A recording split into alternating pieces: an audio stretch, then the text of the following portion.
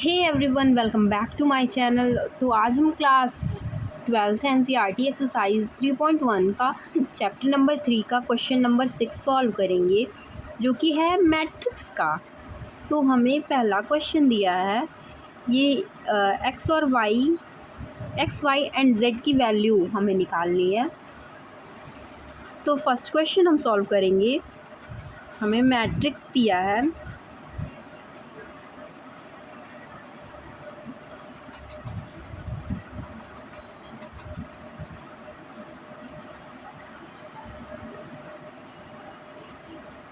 So basically ये हमारा matrix है।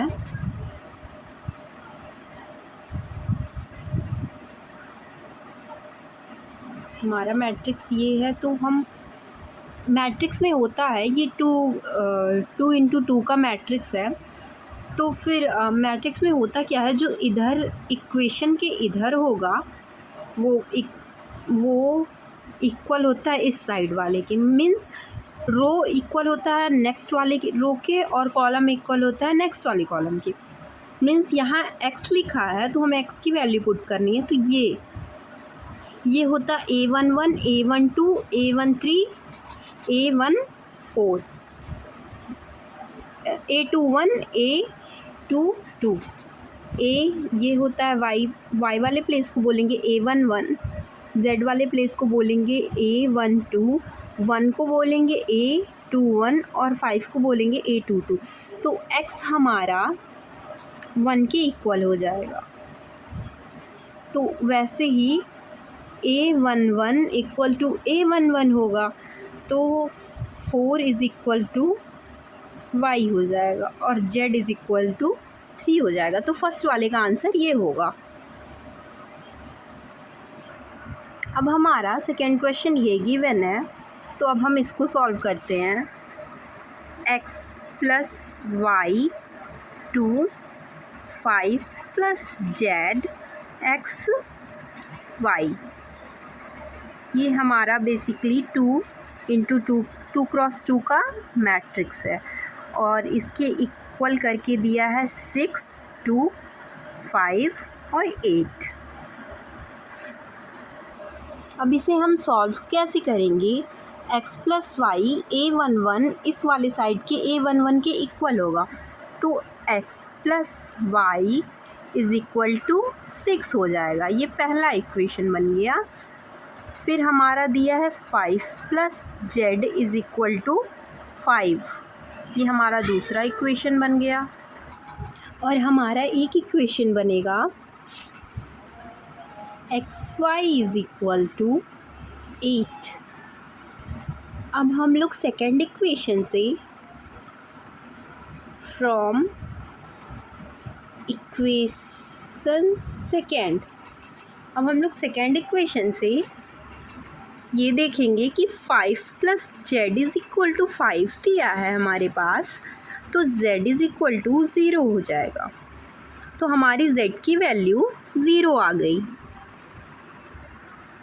और हम लोग फर्स्ट इक्वेशन से x की वैल्यू निकाल लेंगे। फ्रॉम इक्वेशन 1 x की वैल्यू निकालने के लिए x is equal to 6 minus y हो जाएगा। x plus y is equal to 6 हमें दिया है, तो हम x की वैल्यू निकाल लेंगे, जो कि आ जाएगा 6 माइनस वाई। अब हमारे पास x is equal to 6 minus y आ चुका है, और हमारे पास एक इक्वेशन है x y is equal to 8। तो हम इसमें x की जगह 6 माइनस वाई पुट कर देंगे। 6 माइनस वाई इंटू वाई इस वाले इक्वेशन में बेसिकली हम लोग पुट करेंगे। 6 minus y into y is equal to 8। अब हम इसे सॉल्व करेंगे। ये हो जाएगा 6 y minus y square is equal to 8,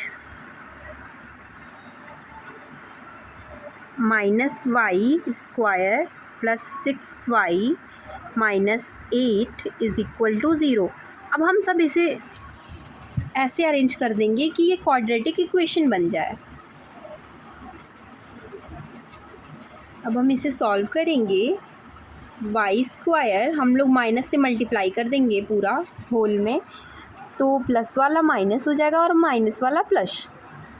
तो ये हमारा इक्वेशन बन गया quadratic.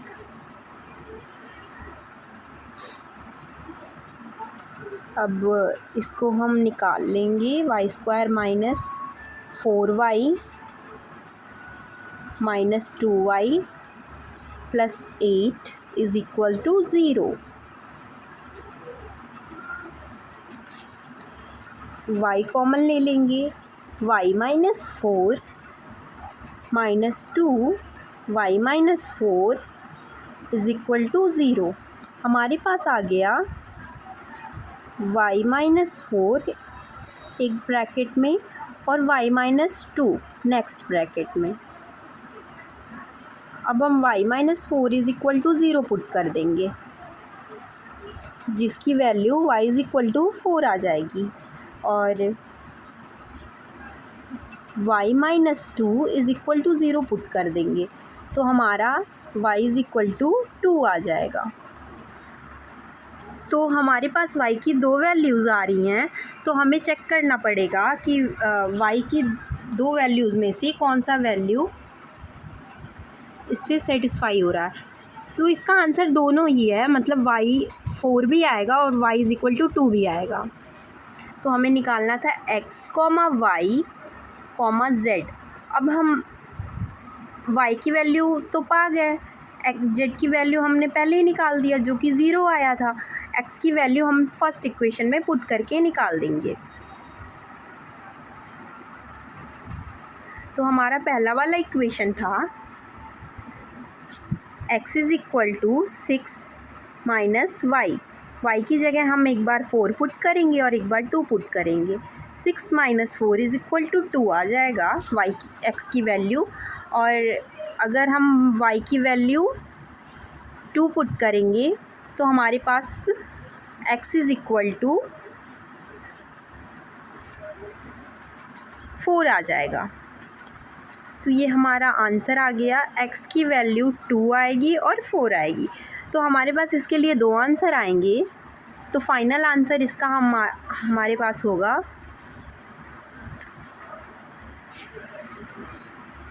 x comma y comma z is equal to 2 comma 4 comma 0,